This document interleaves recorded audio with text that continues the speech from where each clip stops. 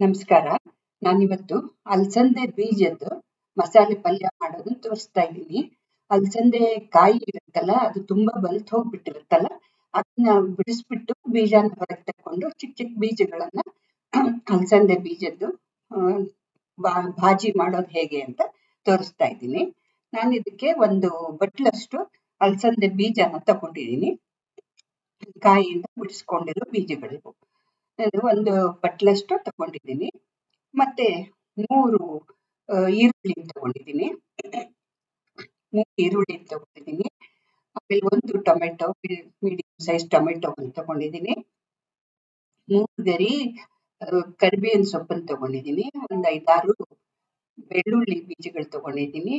ಒಂದು 3 ಹಸಿಮೆಣಸಿನಕಾಯಿ, 1 ಸ್ಪೂನು, 1 ದೊಡ್ಡ ಸ್ಪೂನಲ್ಲಿ 1 ಸ್ಪೂನು ಜೀರಿಗೆ, 3 ಲವಂಗ, 1 ಇಂಚು ಚಕ್ಕೆ, ಮತ್ತೆ 1 ಯಾಲಕ್ಕಿ ತಗೊಂಡಿದ್ದೀನಿ. ಇದು 3ನ್ನ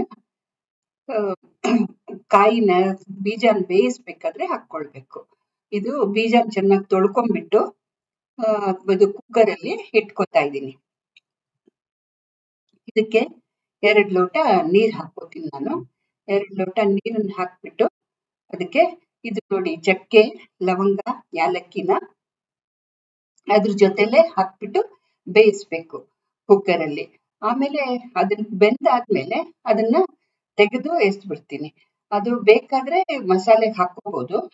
ಉಪ್ಪನ್ನು ಹಾಕೋತಾ ಇದ್ದೀನಿ. ಅದನ್ನ ಬೇಕಾದ್ರೆ ಚಕ್ಕೆ ಲವಂಗ ಎಲ್ಲ ಮಸಾಲೆಗೆ ಬೇಕಾದ್ರೂ ಹಾಕೊಂಡು ರುಬ್ಬೋದು. ಜಾಸ್ತಿ ಗರಂ ಮಸಾಲ ಲೈಕ್ ಮಾಡೋರು. ನಾನು ಮೈಲ್ಡ್ ಆಗಿ ಬರುತ್ತೆ ಅಂದ್ಬಿಟ್ಟು ಪರಿಮಳ ಹಾಗೆ ಉಪ್ಪನ್ನು ಚಕ್ಕೆ ಲವಂಗ ಯಾಲಕ್ಕಿನ ಹಾಕ್ಬಿಟ್ಟು 5 ವಿಷಲ್ ತರಿಸ್ಕೊತಾ ಇದ್ದೀನಿ. 5 ವಿಷಲ್ ತರಿಸ್ಕೊತಿದ್ದೀನಿ. ಆಮೇಲೆ ಈಗ ಒಗ್ಗರಣೆ ಬಾಣಲೆ ಇರುತ್ತಲ್ಲ, ಅದರಲ್ಲಿ ಅದಕ್ಕೆ ಹಾಕುವಂತ 3 ಮೆಣಸಿನ್ಕಾಯಿ, ಹಸಿ ಮೆಣಸಿನ್ಕಾಯಿನ ರೋಸ್ಟ್ ಮಾಡ್ಕೊತಾ ಇದ್ದೀನಿ. 1 ಸ್ಪೂನ್ ಅಷ್ಟು ಎಣ್ಣೆ ಹಾಕೊಂಡ್ಬಿಟ್ಟು ರೋಸ್ಟ್ ಮಾಡ್ಕೊತಾ ಇದ್ದೀನಿ. ಇದು ಒಂದ್ ಸ್ವಲ್ಪ ಸಣ್ಣ ಬೆಂಕಿ ಮೇಲಕ್ಕೆ ರೋಸ್ಟ್ ಮಾಡ್ಕೊಂಡು ಹಾಕೋಬೇಕು. ಅದು ಹಸಿ ಏನು ಹಾಕೋದಿಲ್ಲ. ಇದನ್ನ ಆರಿದ್ಮೇಲೆ ಇದಕ್ಕೆ ಬೆಳ್ಳುಳ್ಳಿ, ಹಸಿಮೆಣಸಿನ್ಕಾಯಿ ರೋಸ್ಟ್ ಮಾಡಿರೋದು, 1 ಗರಿ ಕರಿಬೇವಿನ ಸೊಪ್ಪು, ಮತ್ತೆ 1 ಸ್ಪೂನ್ ಜೀರಿಗೆ ಅಷ್ಟನ್ನ ಹಾಕೊಂಡ್ಬಿಟ್ಟು ಅದನ್ನ ಮಿಕ್ಸಿ ತರಿಯಾಗಿ ಮಿಕ್ಸಿ ಮಾಡ್ಕೋಬೇಕು. ಆಮೇಲೆ ಇದು 5 ವಿಷಿಲ್ ಆಗಿದೆ ನಂದು. 5 ವಿಷಿಲ್ ಬೆಂದಿದೆ. ಇದು ಅಲಸಂದೆ ಕಾಳು 5 ವಿಷಿಲ್ ಅಲ್ಲಿ ಬೆಂದಿದೆ. ಈಗ ನೋಡಿ ಇದು ಎಷ್ಟು ಚೆನ್ನಾಗಿ ಬೆಂದಿದೆ ನೋಡಿ. ತೆಗೆದ್ಬಿಟ್ಟು ಹೆಚ್ಚಿಕ್ಬಿಟ್ಟು ತೋರಿಸ್ತೀನಿ ನೋಡಿ ಹೇಗೆ ಬೆಂದಿದೆ ಅಂತ ಹೇಳಿ. ನೋಡಿ ಎಷ್ಟು ಚೆನ್ನಾಗಿ ಬೆಂದಿದೆ. ಈಗ ಬೆಂದಿದ್ಮೇಲೆ ಈಗ ನಾನು ಈ ಚಕ್ಕೆ ಲವಂಗನ ತೆಗೆದು ಹೊರಗೆ ಹಾಕ್ತಾ ಇದ್ದೀನಿ. ಬೇಕಾದ್ರೆ ಮಸಾಲೆಯಲ್ಲಿ ಬೆರೆಸ್ಕೊಂಡು ಇದು ಮಾಡ್ಕೋಬಹುದು, ಇಲ್ಲ ಹಾಗೆ ಬೇಕಾದ್ರೂ ಬಿಟ್ಕೋಬಹುದು. ಇದ್ರಲ್ಲಿ ಕಾಳಲ್ಲಿ ಬೆರ್ತು ಹೋಗತ್ತೆ ಹಂಗೇನೆ. ಆ ತರ ಬೇಕಾದ್ರೂ ಮಾಡ್ಕೋಬಹುದು. ನಮ್ಗೆ ಸ್ವಲ್ಪ ಮೈಲ್ಡ್ ಆಗಿ ಇದು ಬೇಕು ಅಂತ, ಗರಂ ಮಸಾಲ ಬೇಕು ಅಂತ ಹೇಳಿ ನಾನು ಅದನ್ನ ತೆಗೆದು ಹಾಕ್ತಾ ಇದ್ದೀನಿ. ಈಗ ಇದನ್ನ ಎಲ್ಲ ಪಾತ್ರೆ ಒಳಗೆ ಹಾಕೊಂಡು ಇಟ್ಕೋಬೇಕು. ಈಗ ಒಂದು ಬಾಣಲೆನಲ್ಲಿ 3 ಸ್ಪೂನ್ ಎಣ್ಣೆ ಹಾಕೊಳ್ತಾ ಇದ್ದೀನಿ. ಮತ್ತೆ ಸಾಸಿವೆನ ಹಾಕೋತಾ ಇದ್ದೀನಿ. ಒಗ್ಗರಣೆಗೆ ಸಾಸಿವೆನ ಚಟಪಟ ಅಂತಂದ್ಮೇಲೆ ಇದು ಜೀರಿಗೆನ ಹಾಕೋಬೇಕು. ಜೀರಿಗೆ ಇನ್ನೊಂದ್ ಸ್ವಲ್ಪ ಇಟ್ಕೊಂಡಿದ್ದೀನಿ, ಅದನ್ನ ಜೀರಿಗೆನ ಹಾಕೋಬೇಕು ಒಗ್ಗರಣೆಗೆ. ಸಾಸಿವೆ ಜೀರಿಗೆ ಚಟಪಟ ಅಂತ ಅಂದ್ಮೇಲೆ ಇದು ಕರಿಬೇವಿನ ಸೊಪ್ಪನ್ನ ನಾವು ಇಟ್ಕೊಂಡಿದ್ವಲ್ಲ, 3 ಹೆಸಳು ಇಟ್ಕೊಂಡಿದ್ವಿ. 1 ಹೆಸಳು ನಾನು ರುಬ್ಬಕ್ ಹಾಕಿದ್ದೆ, 2 ಹೆಸಳನ್ನ ಇಟ್ಕೊಂಡಿದ್ದೀನಿ. ಅದನ್ನ ಒಗ್ಗರಣೆಗೆ ಹಾಕೋಬೇಕು.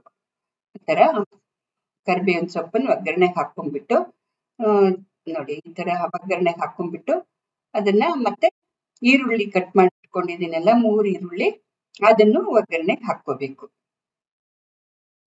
ಇದು ಸಣ್ಣ ಬೆಂಕಿ ಮೇಲಕ್ಕೆ ಹುರ್ಕೋಬೇಕು. ಒಗ್ಗರಣೆನು ಈರುಳ್ಳಿನೂ ಸಣ್ಣ ಬೆಂಕಿ ಮೇಲಕ್ಕೆ ಹುರ್ಕೋಬೇಕು.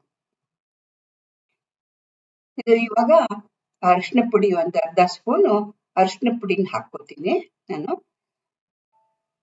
ಅರ್ಧ ಸ್ಪೂನ್ ಅರಿಶಿನ ಪುಡಿನ ಹಾಕೋತಾ ಇದ್ದೀನಿ. ಅರಿಶಿನ ಪುಡಿ ಹಾಕ್ಬಿಟ್ಟು ಚೆನ್ನಾಗಿ ಮಿಕ್ಸ್ ಮಾಡ್ಕೋಬೇಕು. ಎಲ್ಲಾನು ಮಿಕ್ಸ್ ಮಾಡ್ಕೊಂಡು ಸ್ವಲ್ಪ ಕೆಂಪು ಆಗೋ ತನಕ ಹುರ್ಕೋಬೇಕು.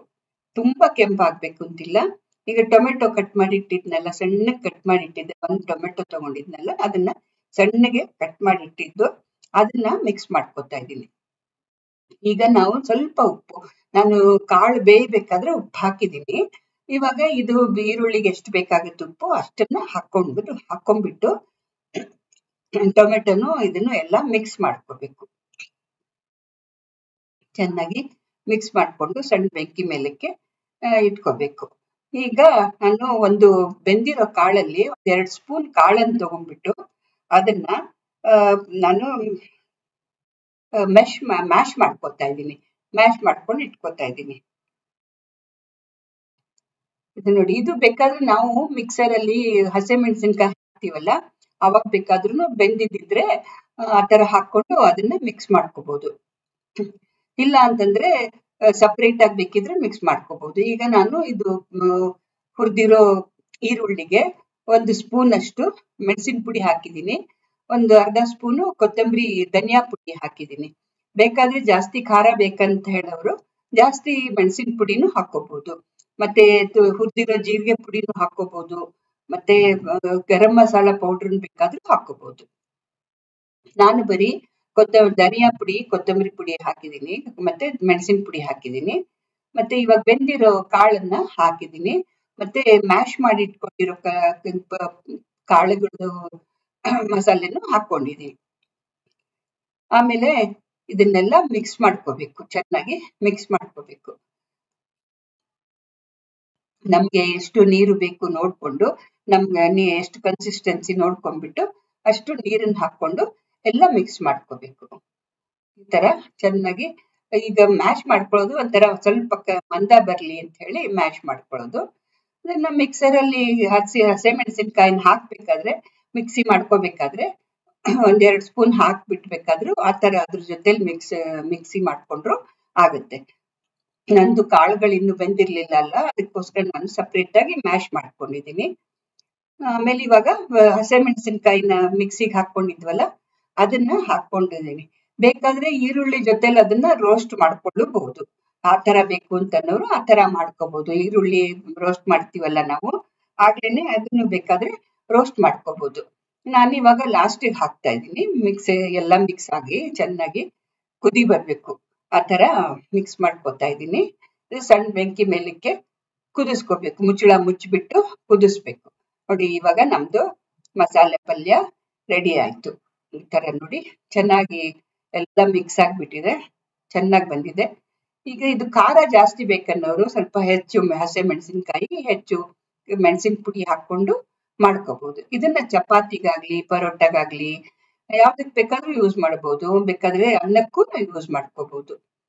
ನನ್ನ ಚಾನಲ್ಗೆ ಸಬ್ಸ್ಕ್ರೈಬ್ ಮಾಡಿ, ಲೈಕ್ ಆದ್ರೆ ಲೈಕ್ ಕೊಡಿ, ಕಮೆಂಟ್ಸ್ ಮಾಡಿ ಏನಾದ್ರು. ಥ್ಯಾಂಕ್ ಯು, ಧನ್ಯವಾದಗಳು.